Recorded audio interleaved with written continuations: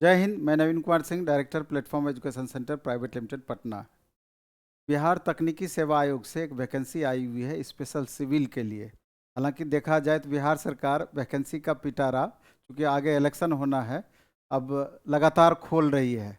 आप देखे होंगे कि जेई के लिए स्पेशल वैकेंसी, अन्य डिपार्टमेंट से तो ढेर सारी वैकेंसी अपकमिंग है। चाहे वो दरोगा सिपाही की वैकेंसी हो, चाहे बिहार टीचर की वैकेंसी हो, या अन्य वैकेंसी। लेकिन ये वीडियो स्पेशली सिविल से जो डिप्लोमा बच्चे किए हैं उसी के लिए है। और समझ सकते हैं कि लगभग 3727 पोस्ट सिर्फ ये राजस्व विभाग में अमीन या कानूनगो पोस्ट के लिए है, सिविल से जो बच्चे डिप्लोमा किए हैं उसके लिए।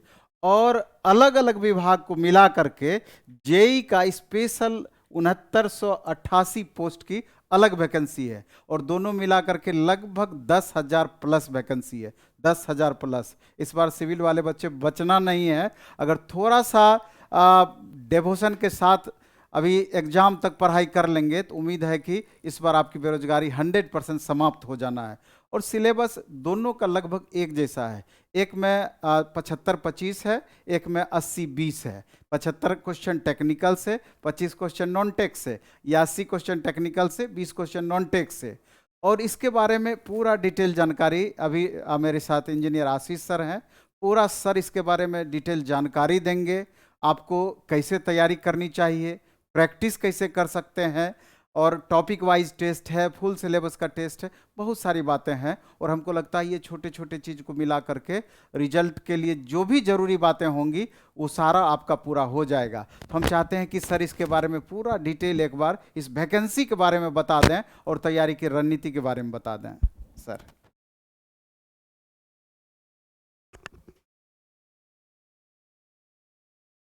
जी, बहुत बहुत धन्यवाद सर। निश्चित रूप से साथियों, ये जो इस बार की जो वैकेंसी है, इसमें मैं ये बता दूं कि डीएलआरसी में जो वैकेंसी आई है, ये आपकी क्या है, संविदा पर आधारित है, ठीक है। लेकिन संविदा पर की वैकेंसी है जरूर, बट इसमें भी आपको क्या होगा साथियों, एग्जाम होना है। और ये एग्जाम जो होगा आपको सिर्फ ऑब्जेक्टिव होंगे, वस्तुनिष्ठ प्रश्न होंगे, और उसी एग्जाम के आधार पर आपका चयन होना है। दूसरे नंबर पर अगर हम बात करें तो जेई की जो कंप्लीट वैकेंसी आई है, जिस पर हम अभी विस्तार से चर्चा करेंगे, 6,988, ये अलग अलग विभागों में है और इसमें भी एग्जाम होना है। इससे पहले जो बिहार तकनीकी सेवा आयोग वैकेंसी निकालती थी, तो जितनी भी वैकेंसियां थी सरकार के अंदर, उस सबको क्या कर दिया गया, बिहार तकनीकी सेवा आयोग के अंदर भेज दिया गया, आप सबको पता है। और बीटीएससी को परीक्षा लेने का अधिकार नहीं था। मार्क्स के आधार पर ये क्या करती थी, एक लिस्ट जारी करती थी, और उस लिस्ट के आधार पर आपका निश्चित रूप से चयन होता था, जिसमें आपका 10th का, 12th का, डिप्लोमा का, ये सारे के मार्क्स को ऐड करके परसेंटाइल बना करके तब किया जाता था। उसमें परेशानी क्या होने लग गई, तो बहुत सारी जो है बच्चे, जब ये जांच का विषय बन गया, फर्जी डिग्रियां काफ़ी ज़्यादा आने लग गई, और उसके वजह से ये वैकेंसी कई बार केस हुआ, पेंडिंग हुई। अंततः हाई कोर्ट का फैसला आया और इसमें एग्जामिनेशन को लागू कर दिया गया, और एग्जाम कराने का अधिकार बीटीएससी को आ गया। अब बिहार तकनीकी सेवा आयोग अब परीक्षा लेगी। साथ ही साथ एक बात का ध्यान रखेंगे, आपकी डिग्री यथोचित होनी चाहिए। सब कुछ एक एकदम कंप्लीट एक शर्त लिख दिया गया है, यदि जांच के दौरान आपकी डिग्री गड़बड़ पाई गई तो आपके ऊपर कानून सम्मत कार्रवाई की जाएगी। समझ गए कि नहीं? तो इसलिए जिनकी भी डिग्री ऑथेंटिक है, एआईसीटी से जिन्होंने, अप्रूव्ड संस्थान से जिन्होंने डिप्लोमा किया है, चाहे वो सरकारी हो या प्राइवेट हो, उससे कोई दिक्कत नहीं है, बेहिचक वो बच्चे योग्य हैं। अब हम विस्तार पूर्वक एक एक चीज़ों पर चर्चा करते हैं कि कहाँ किस विभाग में कितनी सीटें हैं और कैसे आपका चयन होगा, इस पर हम विस्तार से बात करते हैं। साथियों, सबसे पहले देखिए, कनीय अभियंता के पद पर, यानी जूनियर इंजीनियर के पद पर असैनिक अभियंत्रण, सिविल इंजीनियरिंग के लिए ये वैकेंसी आई है। आप इसकी पूरी जानकारी कहां प्राप्त करेंगे, www.btsc.bih.nic.in पर। यह वेबसाइट है बिहार तकनीकी सेवा आयोग का, वहां पर। और देख लीजिएगा कि आपकी जो एप्लीकेशन फॉर्म है वो कब से कब तक चालू हो रही हैं। ये आपकी होने वाली है 22 मई 2023 से लेकर 21 जून 2023 के बीच में। बहुत ही इंपॉर्टेंट डेट है, 22 मई 2023 से। काफ़ी बेहतर, आप याद रखिएगा, इस दिन से फॉर्म भरना स्टार्ट होगा। फॉर्म क्या होगा साथियों, स्टार्ट होगा भरना। और लास्ट डेट कब है आपका? लास्ट डेट है 21 जून 2023। ठीक है, तो लगभग 1 महीने का समय इसने दे दिया है फॉर्म भरने के लिए अप्रॉक्सीमेटली। तो आप अलर्ट हो जाइए। तो आपके जून के बाद फिर परीक्षाओं की स्थितियां, यानी आपके पास अगर मोटा मोटी देखा जाए तो 4-5 महीने तो जरूर हैं। ठीक है, कम से कम हमको लगता है कि एग्जाम 3 महीना आगे अगर लेट किया, 3 महीने बाद एग्जाम कंडक्ट किया, तो अप्रॉक्सीमेटली फिर आपका शॉर्टलिस्ट करेगा, स्क्रूटनी करेगा फॉर्म को, स्क्रूटनाइज करके तब 5 गुना ज़्यादा बच्चों को, जितनी सीटें हैं उससे 5 गुना अधिक बच्चों को फिर वो एग्ज़ाम के लिए बुलाएगा।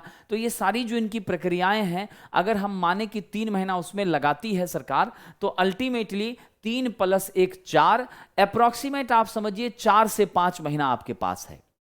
और यह जो समय है सिविल वाले साथियों, जितने भी मेरे छात्र हैं सिविल के, अगर आप इस 4-5 महीने थोड़ा कंसंट्रेट हो जाते हैं तो आपका जीवन समझ लीजिए बदल जाएगा, और जिस सपने की चाहत में आप अभी तक लगे हैं वो कामयाब हो जाएगा। आइए दोस्तों, सबसे पहला जो पोस्ट है कनीय अभियंता का, पे स्केल है साहब 9300 से लेके 34,800, 4600 का ग्रेड पे है। और आपका पे लेवल जो है वो लेवल 7 का पेमेंट है साथियों। पेमेंट काफ़ी बेहतरीन है, इसमें आपको चिंता नहीं करनी है। अब देखिए क्या क्या कहा है। एक तो सबसे पहली बात कि भारत का नागरिक होना चाहिए।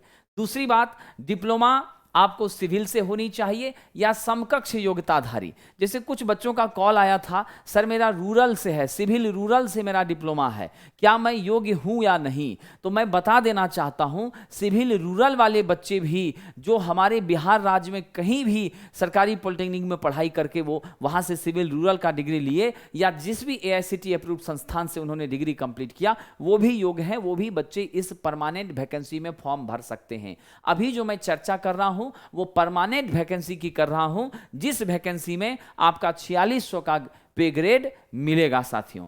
आइए जरा सा बात करते हैं। AICTE से अप्रूव्ड जरूर होना चाहिए, ये बिल्कुल ध्यान रखिएगा। नॉन डिस्टेंस होना चाहिए, AICTE से अप्रूव्ड होना चाहिए। साथ ही साथ इन्होंने यह भी कह दिया है, UGC एक्ट के प्रावधानों के अंतर्गत स्थापित यूनिवर्सिटी, डीम्ड यूनिवर्सिटी द्वारा नॉन डिस्टेंस मोड में असैनिक अभियंत्रण में डिप्लोमाधारी या समकक्ष योग्यता या डीम्ड यूनिवर्सिटी द्वारा नॉन डिस्टेंट मोड में प्रदत्त डिप्लोमा। यानी 2 दिक्कतें सबसे ज्यादा रहती हैं। इससे पहले बिहार में जो भी वैकेंसी आई है उसमें UGC वाले डिप्लोमा को क्या कर रहा था, ये एकदम नकार दे रहा था। ठीक है, तो लेकिन इस बार इसने स्पष्ट किया है कि चाहे आप UGC अप्रूव्ड संस्थान से डिप्लोमा की डिग्री आपके पास है तब भी वह योग्य मानी जाएगी, यदि आपके पास AICTE अप्रूव्ड है तब भी योग्य मानी जाएगी। हालांकि मेरा व्यक्तिगत सलाह है, ऐसी विश्वविद्यालय जो UGC से अप्रूव्ड होती हैं लेकिन उसके तकनीकी संस्थान अगर AICTE से अप्रूव्ड हैं तो उनसे आप अगर डिग्री लेते हो या उससे आपकी डिग्री है तो बेहिचक आपको कोई संकट नहीं आने जा रहा है। तो दोनों तरह के बच्चे अब योग्य हैं, एक चिंता तो आपकी खत्म हो गई। अब आइए आगे बढ़ते हैं। ठीक है साहब, अब आगे बढ़ते हैं, हमारी जो अगली चीजें हैं उसके बारे में जानकारी लेते हैं। नेक्स्ट क्या है हमारे पास? पदों का विवरण। योग्यता तो आप समझ चुके हैं। आइए जरा सा, एक सबसे बड़ी बात, चाहे वो महिलाएं किसी भी कैटेगरी की क्यों ना हो, वो कोटिवार महिलाओं का अपना एक अलग आरक्षण होगा, लेकिन टोटल सीटों का 35% सिर्फ और सिर्फ किसकी भागीदारी होगी? आपकी छात्राओं की होगी, महिला कैंडिडेट की होगी। इसमें कोई दिक्कत नहीं है। 35% हॉरिजॉन्टल रिजर्वेशन किसके लिए है? लेडीज के। नहीं, टोटल जितनी सीटें हैं उसका 35% छांट दीजिए, उतनी तो गर्ल्स कैंडिडेट को लेना ही लेना है। अब कैटेगरी वाइज में 35% गर्ल्स होंगी। अब आइए कैटेगरी वाइज सीटें बांट दिया गया है। अनरिजर्व में योजना एवं विकास विभाग में साथियों 60% ओपन है और 40% बिहार है। इसका मतलब जरा समझिए, 40% सीटें जो होंगी पूरी वैकेंसी की, वो बिहार राज्य के अस्थायी निवासी या ऐसे छात्र जिन्होंने बिहार राज्य के सरकारी और प्राइवेट पॉलिटेक्निक से जो इसी राज्य में स्थित है वहां से डिप्लोमा किया है, वैसे बच्चे जो हैं साथियों, स्पष्ट समझ लीजिए, वैसे बच्चे एकदम यहां पर क्या हैं, वैसे बच्चों को यहां पर लिया जाएगा 40% के अंदर, यानी उनका 40% वरीयता दी जाएगी, उनको छांटा जाएगा। उसके बाद 60% ओपन में कौन कैंडिडेट आएंगे? 60% में वैसे छात्र आएंगे जो बिहार राज्य के निवासी हैं प्लस भारत के किसी भी संस्थान से उन्होंने डिप्लोमा किया है। साथ ही साथ पूरे भारतवर्ष के कोई भी छात्र जो अपने अपने राज्य में कहीं से भी डिप्लोमा किया है वो भी इसके अंदर आएंगे। जो बाहरी कैंडिडेट होंगे बिहार राज्य के अलावे, वो यहां अनरिजर्व कैटेगरी के अंदर कंसीडर किए जाएंगे। जो विद्यार्थी बिहार का निवासी होगा, लेकिन मान लीजिए उसने मध्य प्रदेश से पढ़ा है, राजस्थान से पढ़ा है, उत्तर प्रदेश से पढ़ा है, हरियाणा से पढ़ा है, उड़ीसा से पढ़ा है, तो वो बच्चे जो होंगे अस्थाई निवासी बिहार के हैं, लेकिन उन्होंने डिग्री अलग जगह से लिया है, तो वो 60% की कैटेगरी में आएंगे। और 60% की कैटेगरी में जब आएंगे तो वहां पर राज्य के निवासी को कोटिवार आरक्षण मिलेगा, यानी ओबीसी का जो आरक्षण है मिलेगा, जो आपका ईडब्ल्यूएस का है मिलेगा, एससी का है मिलेगा, एसटी का है मिलेगा। लेकिन मध्य प्रदेश का कोई छात्र अगर वो मध्य प्रदेश से डिप्लोमा किया है तो वो भी 60% की कैटेगरी में फॉर्म भरेगा, लेकिन वह विद्यार्थी इस राज्य के किसी आरक्षण की श्रेणी का हकदार नहीं होगा, उसको आरक्षण का कोई लाभ विद्यार्थी बिल्कुल नहीं मिलेगा। तो ये बातें तो स्पष्ट हो गई। बहुत सारे बच्चे कंफ्यूज रहते हैं, सर 40 और 60 का क्या मतलब है? तो 40% है राज्य का वैसा छात्र जो राज्य में पढ़ा है और राज्य के कॉलेज से पढ़ाई करके डिग्री लिया है, उसको 40% का वरीयता। 60% में वैसे बच्चे जो बिहार के रहने वाले हैं लेकिन अदर जगह से डिग्री लिए हैं, वो भी यहाँ पर फॉर्म भरेंगे, योग्य होंगे, उनको कोटिवार आरक्षण मिलेगा, लेकिन स्पेशल ट्रीटमेंट नहीं होगा। ठीक है। बाकी वैसे बच्चे जो अदर राज्यों के हैं वो भी फॉर्म भर सकते हैं, लेकिन वो जनरल कैंडिडेट के रूप में ट्रीट होंगे। ठीक है। उन्हें राज्य का स्पेशल कोई रिजर्वेशन किसी कास्ट का नहीं माना जाएगा। क्लियर हो गया साथियों? अब आइए आगे बढ़ते हैं। तो यहाँ 512 टोटल पद है, जिसमें से आप देख लीजिए हमारा जो है 208 पद साथियों, ठीक है कि नहीं, 208 पद जो है वो 40% बच्चों के लिए हो गया, और 311 मेरा क्या हो गया, 60% ओपन कैंडिडेट के लिए हो गया। ठीक है। अब इसमें अलग अलग ईडब्ल्यूएस के लिए 78 है, आपका अनुसूचित जाति के लिए देख लीजिए कितना है साहब, हमारा अनुसूचित जाति के लिए यानी ओबीसी की अगर बात करें तो अनुसूचित जाति के लिए हमारा अलग है, इतना पोस्ट अनरिजर्व के लिए है 311, अनुसूचित जाति के लिए 125 है, अत्यंत पिछड़ा वर्ग के लिए 140 है, बीसी के लिए 94 है, 94 है, पिछड़ा वर्ग महिला के लिए 23 है। टोटल आपका कितना हो गया, 779, और कुल अगर बात करें तो 1298 पद है। तो काफी जबरदस्त वैकेंसी है साथियों। आपका योजना विभाग में भी 1298 वैकेंसी है, और स्वतंत्रता सेनानियों के लिए भी अलग पद आरक्षित कर दिया गया है, उनके परिवार के बच्चों के लिए, दिव्यांग के लिए भी अलग कर दिया गया है। ठीक है। बाकी जल संसाधन विभाग में भी है, फिर आपका नगर विकास एवं आवास विभाग में है। ठीक है। फिर साथियों आपका पथ निर्माण विभाग में है, यहाँ पर भी आपका 576 पद है, जिसमें भी आप देख सकते हैं नीचे जो है वो महिलाओं के लिए आरक्षित है 183। अब यहाँ पर आइए, हर एक सेक्शन में 60-40 कर दिया गया है। अब यहाँ पर गौर कीजिए भवन निर्माण विभाग में, ठीक है, बिल्डिंग कंस्ट्रक्शन डिपार्टमेंट में, यहाँ भी आपका टोटल कितना है 344। ठीक है। और इस 344 में देखिए आप तो 76 हमारा ओपन है, उसके बाद 26 आपका ओपन में महिलाओं के लिए है, यानी ओपन में भी गर्ल्स का अलग रिजर्वेशन है। ठीक है कि नहीं। और आपका निश्चित रूप से आपके स्टेट के अंदर भी यहाँ भी 50 सीट तो 18 है। तो कुल मिलाकर के सभी जगह 60-40 का जो अप्रोच है वो हर डिपार्टमेंट में चल रहा है। लोक स्वास्थ्य अभियंत्रण विभाग, इसमें भी सेम वही चीजें हैं 689।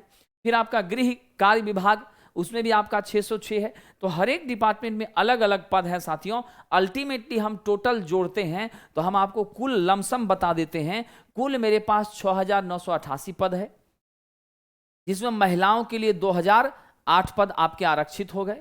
उसके बाद आपका देख लीजिए 4193 इतना जो है आपका ओपन कैंडिडेट के लिए होगा, 1201 इसमें से ओपन महिलाओं के लिए होगा। फिर आपका नेक्स्ट जो बच गया 2795 ये बिहार के राज्य में पढ़े हुए बच्चों के लिए होगा, जिसमें 807 बिहार राज्य की महिलाओं के लिए होगा।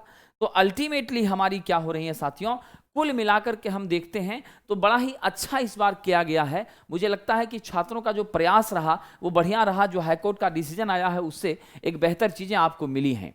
तो मैंने यहाँ तो एक्सप्लेन कर ही दिया है, 40% का मतलब है रिक्तियां बिहार राज्य के अंदर स्थित विज्ञापन कंडिका 1 में वर्णित संस्थानों से अनिवार्य शैक्षणिक अर्हता प्राप्त योग्य अभ्यर्थियों के लिए होगा। तो इसमें कैटेगराइज कर दिया है कि भाई एसबीटी से मान्यता प्राप्त बिहार के अंदर चलने वाले संस्थान, वहां के बच्चे उसको बड़ा ही अच्छा। इसीलिए तो कहा जाता है भाई सिविल वाले का समझ लीजिए तो एकदम लाइफ चेंज होने वाला है, बाढ़ आ गया है वैकेंसी का, और इस बाढ़ में जो है अपने आप को सेट कर लीजिए, मौका दोबारा फिर नहीं आएगा। ठीक है कि नहीं। आइए साथियों, 60% ओपन है, तो ओपन में थोड़ा फाइट बढ़ जाएगा, बाहर के भी छात्र रहेंगे। अब बिहार के वैसे छात्र जो अदर स्टेट से पढ़ाई किए हैं वो भी रहेंगे। लेकिन इसके साथ साथ एक अच्छी खबर ये है, देखिए ये क्या है कि संख्या घट बढ़ सकती है तो लिखा ही जाता है। आयु सीमा की हम चलिए चर्चा करते हैं, ठीक है। आयु सीमा की, आयु सीमा क्या है, 1/8/2023 से गणना की जा रही है। मतलब 1 अगस्त 2023 को न्यूनतम आयु जो है वो 18 वर्ष होनी चाहिए, ठीक है। अनरिजर्व कैटेगरी के छात्रों के लिए मैक्सिमम आपकी क्या है, मतलब 37 वर्ष होनी चाहिए।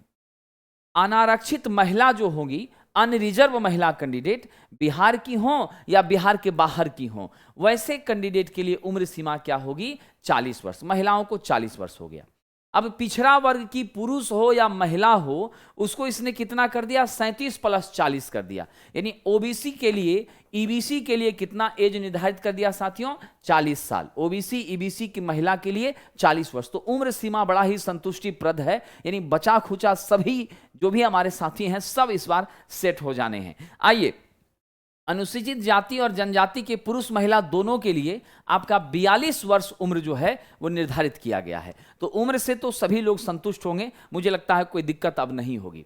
अब यहाँ परीक्षा फॉर्म भरने में क्या पैसा लगेगा, तो थोड़ा सा फॉर्म भरने में, एप्लीकेशन बिहार है तो आप जानते ही यहाँ फीस थोड़ी ज़्यादा लग जा रही है। तो सामान्य पिछड़ा, अत्यंत पिछड़ा और आर्थिक रूप से कमजोर, यानी ईडब्ल्यूएस, ईबीसी, ओबीसी और जनरल, सभी के लिए फॉर्म भरने में कितने लगेंगे, 600 रुपए लगेंगे। दूसरे नंबर पर अनुसूचित जाति, अनुसूचित जनजाति, बिहार राज्य का जो परमानेंट निवासी है उसको 150 लगेगा। अनारक्षित या आरक्षित महिला वर्ग की उम्मीदवार जो बिहार की रहने वाली है, देखिए बड़ा ही अच्छा यहां पर एक चीज है, महिला कैंडिडेट, गर्ल्स कैंडिडेट जो बिहार की रहने वाली हैं, बिहार के बाहर से भी डिप्लोमा की हैं, बिहार के अंदर से डिप्लोमा की हैं, कोई दिक्कत नहीं है। लड़कियों को मात्र कितना लगना है, ओनली 150 रुपए फीस लगना है, वो किसी भी कैटेगरी की क्यों ना हो। उसके बाद राज्य के बाहर का जो महिला होगा, पुरुष होगा, जो इस राज्य का निवासी नहीं होगा, वैसे छात्रों को साहब 600 रुपए परीक्षा फॉर्म लगेंगे। तो एक बात तो क्लियर हो गया कि इसमें 60% सीटों पर अदर राज्य के, भारत के किसी भी राज्य के बच्चे फॉर्म भर सकते हैं। आप कहीं के रहने वाले हैं, आप अनरिजर्व कैटेगरी में ट्रीट होकर के यहां आ सकते हैं, एग्जाम दे सकते हैं, ठीक है। और आपका सिलेक्शन भी होगा, राज्य का आरक्षण आपको नहीं मिलेगा। आइए जरा आगे बढ़ते हैं। अब जो है मैं थोड़ी सी चर्चा करता हूं चयन प्रक्रिया के बारे में। हालांकि यहाँ पर आपको एग्ज़ाम होना है, और एग्ज़ाम होना है तो थोड़ा केयर करना है, क्योंकि जब इतनी ज़्यादा संख्या में फॉर्म आएंगी तो स्वाभाविक सी बातें हैं कि आपका स्कोर भी मुझे लगता है कि थोड़ा ठीक ठाक हो जाएगा, ठीक है। और सीटें ज़्यादा है तो बहुत ज़्यादा कटअप जाना भी नहीं चाहिए, लेकिन फिर भी आप अपने हिसाब से मेहनत करना शुरू करें। आर.एस. खुरमी की बुक होती हैं, आपकी गुप्ता एंड गुप्ता की बुक है, उसके ऑब्जेक्टिव प्रश्नों की प्रैक्टिस शुरू करें। और हम जल्द ही आप सभी के लिए एवरीडे टॉपिक वाइज टेस्ट ये स्टार्ट करने वाले हैं। और टोटल 100 क्वेश्चन का जो स्लैब है, चाहे वो अमीन के लिए हो, कानूनगो के लिए हो, या फिर जेई के लिए हो, संविदा वाले हमारे साथियों के लिए हो, सबके लिए हम एक कंप्लीट टेस्ट भी सैटरडे संडे को शुरू करने वाले हैं। और जल्द ही हमारी बैच भी आएगी, हम जल्द आपके बीच बताएंगे। मान कर ये चला जाए कि 10 मई तक हम एक नई बैच सिविल के लिए लेकर आएंगे, काफ़ी ज़बरदस्त अच्छे टीचर और सिलेक्टेड टीचरों की टीम के साथ, जो आपको एकदम आपका चयन पक्का करवाएगी गारंटी के साथ, और बहुत ही कम फीस में, आप जितनी कल्पना करेंगे उससे भी कम फीस में साथियों, ऑनलाइन ऑफलाइन दोनों मोड में हम लेकर आ रहे हैं। चलिए जरा चयन प्रक्रिया पर बात कर लेते हैं। चयन प्रक्रिया जो है ये आपकी कैसी होगी, प्रतियोगिता परीक्षा के आधार पर, और प्रतियोगिता परीक्षा के आधार पर जो अंक प्राप्त होंगे उसी अंक के योग से गणना की जाएगी। अब इसमें दो बातें हैं, प्रतियोगिता परीक्षा से जो अंक मिला है और संविदा के आधार पर जो काम किया है उसका अंक। मतलब बहुत सारे हमारे जेई हैं जो आपको अलग अलग विभागों में काम कर रहे हैं, उन्हें भी प्रमाण पत्र बनाने के लिए कहा गया है कि आप अपना अनुभव प्रमाण पत्र और पेमेंट का जो स्लिप है वो आप मेंशन करवा करके आपको सबमिट करना है। और प्रत्येक वर्ष के हिसाब से उन्हें 5 नंबर दिया जा रहा है। यानी 5 साल का अनुभव है तो 25 नंबर, 3 साल का है तो आपको 15 नंबर, 3.5 है तो 15 + 2.5 यानी 17-18 नंबर दिया जा रहा है। ऐसा किया जा रहा है। तो जो हमारे संविदा वाले साथी हैं वो इतने समय से काम कर रहे हैं तो उनको तो वेटेज मिलना ही चाहिए, ये उनका हक भी है, ठीक है। तो अब क्या होगा कि जैसे आप सपोज कर लीजिए कि हमने एग्जाम दिया, 100 में हमारी स्कोर 50 गई, एग्जाम्पल के तौर पे मैं बता रहा हूं, और संविदा के आधार पर आपका 15 नंबर आ गया, तो 15 + 50 यानी 65 हो गया। अब जो कट ऑफ हमारा जा रहा है वो 55 पे जा रहा है, आप 65 स्कोर कर रहे हो, तो निश्चित रूप से आपका सिलेक्शन होना है। ये चीजें यहां पर हो रही हैं, और कोटिवार आरक्षण तो संविदा वालों को भी मिलना ही है। अब आइए, अब कह रहा है कि जितने भी हैं अनुभव तथा संविदा आधार पर किए गए कार्य की अधिमानता के लिए केंद्र और राज्य सरकार के निजी निकाय के माध्यम से आपको क्या करना है, अनुभव भी चलेगा। साथ ही साथ वेतन का भी आपको देना पड़ेगा अर्हता के लिए। तो मैं यही कहना चाहूंगा, हमारे संविदा वाले जितने भी साथी हैं वो फॉर्म आने से के रिस्पेक्ट के करस्पॉन्डिंग अपना अनुभव प्रमाण पत्र बनवा लें, और अपना वेतन वाला भी लिटरेचर जो फॉर्म के साथ में इसी विज्ञापन के नीचे दिया गया है वो भी आप भरवा करके साइन मोहर करवा लें। साथ ही साथ हमारे जितने भी छात्र ओबीसी कैंडिडेट के हैं, ओबीसी कैंडिडेट हैं, मैं कहूँगा कि आप नॉन क्रिमिनल का सर्टिफिकेट मजिस्ट्रेट साहब के यहाँ से वो बनवा लें। साथ ही साथ लड़कियां वो जो भी सर्टिफिकेट बनाएंगी वो अपने पिता के एड्रेस पर बनाएंगी, अपने पिता के पते पर बनाएंगी, क्योंकि बिहार में लड़कियों का जितना भी चीज़ें आइडेंटिफाई होता है सब उसके पिता के पते पर होता है। जो विवाहित छात्राएं हैं, विवाहित कैंडिडेट हैं, वो सब भी अपने पति के आधार पर नहीं करेंगी, वो अपने पिता के आधार पर करेंगी। पिता के नाम, पिता के पते पर ही सारी की सारी सर्टिफिकेट तैयार करेंगी, जाति का, आवासीय का, ये सब का। ठीक है, तो आप लोग डॉक्यूमेंट बनाने में अब लग जाइए, क्योंकि 15 दिन, 18 दिन, 20 दिन उसमें भी लग जाता है। सारी चीज़ें तैयार रहेंगी, उसके बाद आप फॉर्म भरेंगे, इधर तैयारी में लग जाएंगे तो आपका चयन हो जाएगा। ठीक है, आइए जरा आगे बढ़ते हैं। जो हमारा प्रश्न होगा साथियों, गौर कीजिएगा, प्रथम चरण जो हमारी होगी लिखित परीक्षा, और लिखित परीक्षा के सारे प्रश्न कैसे होंगे, वस्तुनिष्ठ होंगे, ऑब्जेक्टिव होंगे, बहुविकल्पीय होंगे। और ये जो ऑब्जेक्टिव क्वेश्चन होगा साहब, ये 2 घंटे का होगा। टाइम कितना, 2 आवर, और क्वेश्चन कितना, 100, यानी कि आपको समय जो है साहब क्या है, बहुत ज्यादा नहीं मिल रहा है। 120 मिनट है और 100 क्वेश्चन है, अप्रोक्सीमेट 1.2 मिनट का आपको पड़ रहा है एक क्वेश्चन। अब इसमें देखिए 100 प्रश्न होंगे, जिसमें 80 प्रश्न कहां से होगा, आपको सिविल से होगा। सिविल के अपने कोर पेपर से साथियों 80 क्वेश्चन होगा। अब 20 क्वेश्चन आपको समान अध्ययन से होगा। कहां से होगा, ये आपको जीके से होगा, जिसमें आप निश्चित रूप से जो हमारा जनरल जीके होता है, बिहार का भी कुछ पोर्शन ले लीजिए, करंट अफेयर्स ले लीजिए, ठीक है, आपका हिस्ट्री, ज्योग्राफी, सिविक्स लीजिए, बस वही सब आपका 20 नंबर रहेगा। ठीक है, तो वहां से आपका 20, अब मेजर पोर्शन आपका 80 है, कहां, सिविल से। अमीन वाले में क्या है, वहां 25 है आपका नॉन टेक, और आपका निश्चित रूप से 75 क्या है, टेक। तो दोनों का लगभग समझिए तो बराबर बराबर का ही सिनारियो जा रहा है। तो आप इस परीक्षा की तैयारी करके दोनों को आप लेकर चलेंगे तो दोनों जगह आपकी अपॉर्चुनिटी बनेगी, लेकिन ज्यादा फोकस इस पे करना है क्योंकि परमानेंट वैकेंसी है। अब यहां पर देखिए 80 प्रश्न आपके कार्य क्षेत्र से, यहां कोई टॉपिक नहीं लिखा है। 3 वर्ष के डिप्लोमा के दौरान एआईसीटी के हिसाब से आपका जो सिलेबस रहा था वो सब आपको पढ़ना है, जिसमें कि आपका बिल्डिंग मटेरियल है, सोम है, एफएम है, आपका निश्चित रूप से सर्वेइंग है, इरिगेशन है, एनवायरमेंटल है, समझ गए कि नहीं। तो अल्टीमेटली मैंने मेजर सब्जेक्ट्स का नाम ले लिया है, ये सब आपको विशेष ध्यान देना। बेसिक मैकेनिक्स को भी मत छोड़िएगा, वहां से भी 2-3 क्वेश्चन जरूर रहेगा। और सबसे बड़ा बात तो आप गुप्ता एंड गुप्ता और उसके बाद आपका खुरमी वाला जो बुक है, इस ऑब्जेक्टिव को पूरा कमान कर लीजिए और सेट प्रैक्टिस करना शुरू कर दीजिए। देखिए ना कि कैसे सिलेक्शन नहीं होता है, एकदम हो जाएगा। और आइए शेष 20 प्रश्न समान से हैं, समसामयिक मुद्दे करंट पर हैं।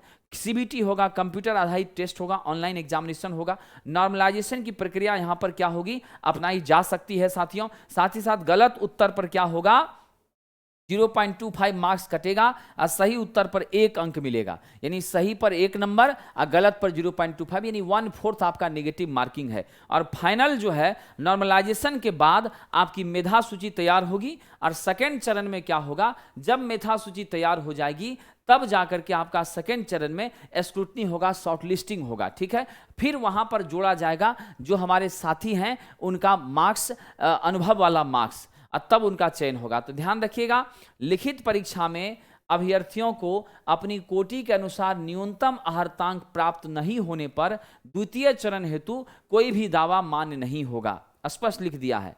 ठीक है, द्वितीय चरण में समझ गए कि नहीं, द्वितीय चरण के लिए कोई भी चीज़ें आपको मान्य नहीं होगी। ये बड़ी ही महत्वपूर्ण बातें यहाँ पर इसने मेंशन कर दिया है, ठीक है। तो इसलिए आपको कम से कम कितना लाना है, 100 में 40%, यानी 40 नंबर अनरिजर्व को लाना है।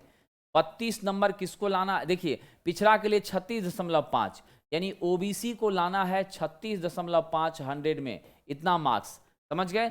ईबीसी को लाना है साहब 34, ईबीसी के जो बच्चे हैं उनको 34 नंबर कम से कम लाना है। हमारे एससी एसटी के लिए 32 नंबर निर्धारित किया है, यानी मोटा मोटी आप समझ लीजिए तो कट ऑफ अगर जाएगा भी तो मेरा जो लगता है अनुभव 60-65 का टारगेट अगर आप लेकर चलते हैं तो काफ़ी सही रहेगा। बट आप कोशिश कीजिए कि मैक्सिमम से मैक्सिमम मार्क्स लाएं, तभी जाकर की चीज़ें संभव हो पाएंगी, क्योंकि कंपटीशन थोड़ा टफ रहेगा।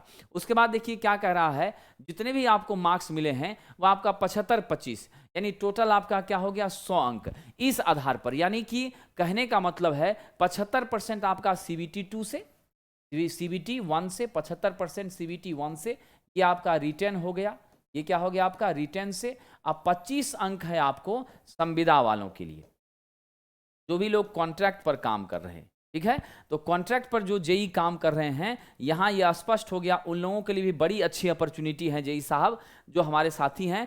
25 नंबर आपको मिलेगा आपके एक्सपीरियंस के आधार पर, 3 साल का अनुभव तो 15 नंबर, और 75 आपका लिया जाएगा रिटेन स्कोर से। तो रिटेन का 75 और 25 यहाँ का, तो ये दोनों मिला करके तब आपका फाइनल मेरिट लिस्ट तैयार होगा, फिर आपका सिलेक्शन होगा, जो स्पष्ट कर दिया है कि बहुत अच्छा है। और टोटल में कह रहा है कार्यरत दिवस को 5 से गुना करके और 365 से भाग दे देंगे और तब निकल जाएगा। यानी आपका क्या कह रहा है कि जितना दिन, यानी एक एक दिन का अनुभव काउंट हो जाएगा और उस हिसाब से मार्किंग हो जाएगी, तो बड़ी अच्छी चीजें आपके लिए हो जाएगी साथियों। चलिए, तो ये पूरी जानकारी आप जान गए, और निश्चित रूप से हम लोग आपकी मदद के लिए तैयार हो रहे हैं। टेस्ट सीरीज के लिए आप हमसे जुड़ सकते हैं, और 10 तारीख तक हम नई बैच भी लेकर के आएंगे। अब फुल टेस्ट भी हम संचालित करेंगे एवरी सैटरडे को। तो बहुत बहुत धन्यवाद साथियों, खूब मन से आप लोग लग जाइए, और अब की बार सिविल वाले कोई बचना नहीं है, पक्का नौकरी प्राप्त कर लीजिए। आपके उज्जवल भविष्य के लिए हार्दिक शुभकामनाएं। बहुत बहुत धन्यवाद।